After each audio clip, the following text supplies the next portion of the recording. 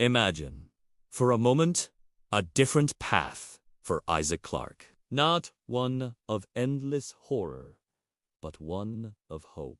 After everything he endured, after the markers, the necromorphs, the betrayals, what if he finally found a chance to build something new? To create a sanctuary, not just for himself, but for 500,000 souls seeking refuge from a galaxy scarred by cosmic nightmares. This is that story. Our tale begins with Isaac, the sole survivor of countless horrors. Now, a reluctant leader. He's not looking for another fight.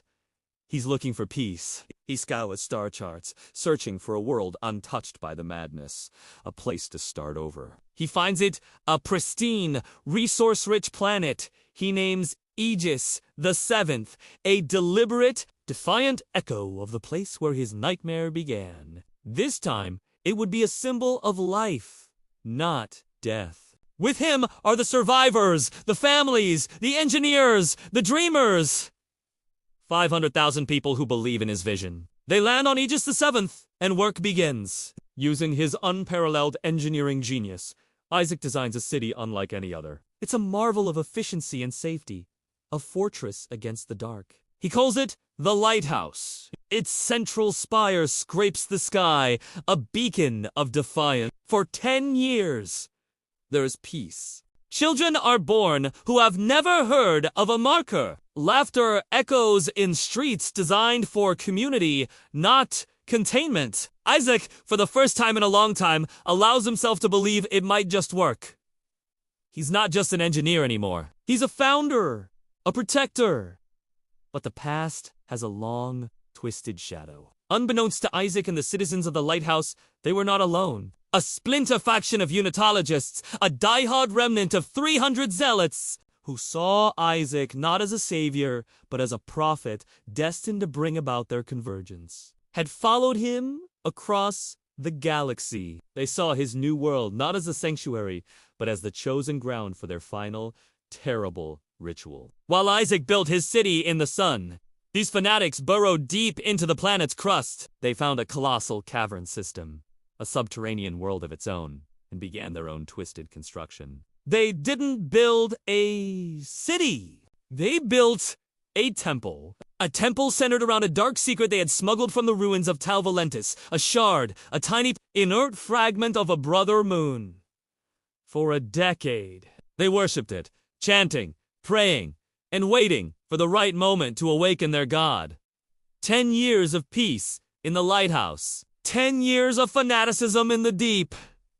And then, the day comes. The unitologists perform their final ceremony. They sacrifice themselves to the shard, a mass act of ritual suicide. The shard flares to life, a pulse of necrotic energy erupting through the caverns. The 300 bodies don't stay dead for long. They twist, snap, and reform into the first wave of a new necromorph scourge, born right beneath the feet of the unsuspecting city. The outbreak is swift and silent at first. The creatures are contained within the vast cave system, a hidden ecosystem of death.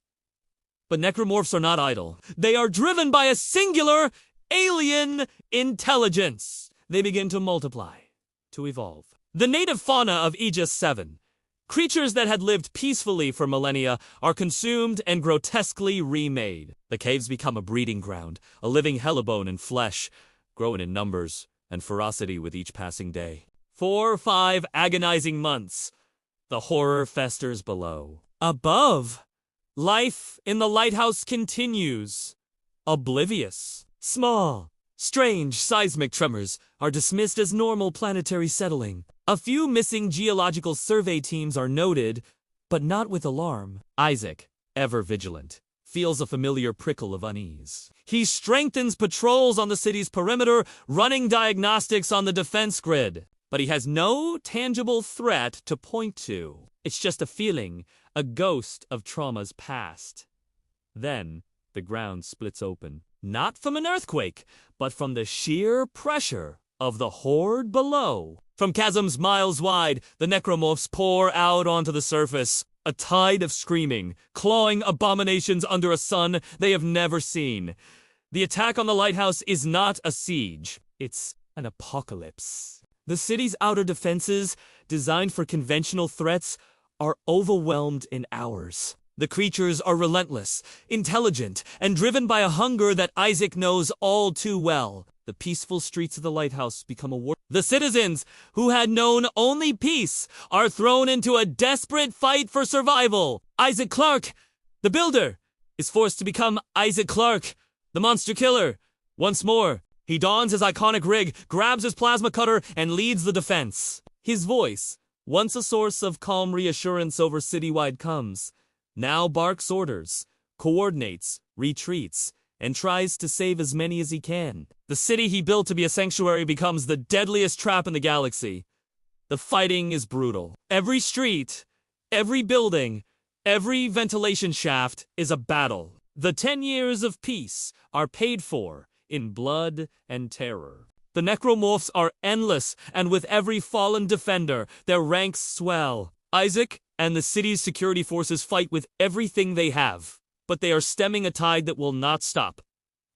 They are not just fighting monsters. They are fighting their former friends and neighbors, twisted into puppets of the alien signal. After 10 months of non-stop, soul-crushing warfare, the grim reality sets in. The lighthouse is lost. The city is a tomb, its lower levels completely overrun. Only a fraction of the population remains. A plan is made.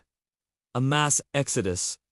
Every ship capable of flight is prepped for launch. It's a chaotic, desperate scramble to escape the planet that was meant to be their paradise. As the evacuation begins, Isaac stands at the heart of the fight, holding the line. He watches the ships ascend, carrying the last vestiges of his dream into the cold safety of space. 50,000 people escape, a mere 10% of the original population. They leave behind a world consumed by the very darkness they tried to flee. They leave behind their founder. Isaac does not board the last ship. He can't. He knows this plague cannot be allowed to spread. His city, his dream, has become a monument to his failure, and he will not allow it to infect the rest of the galaxy. As the final transport breaks atmosphere, Isaac Clarke turns back towards the heart of the infested city. He has one last task. He will go down into the dark, find the source of this new outbreak, and destroy it. He built this city, and now he will be the one to bury it. Alone, on a planet of the dead, his war continues. Thank you so much for watching this what-if scenario. It's a tragic thought, but one that feels true to the spirit of Dead Space. If you enjoyed this story, please hit that like button and consider subscribing for more deep dives into your favorite gaming universes. Let me know in the comments what you think would have happened next. Until next time, stay safe out there.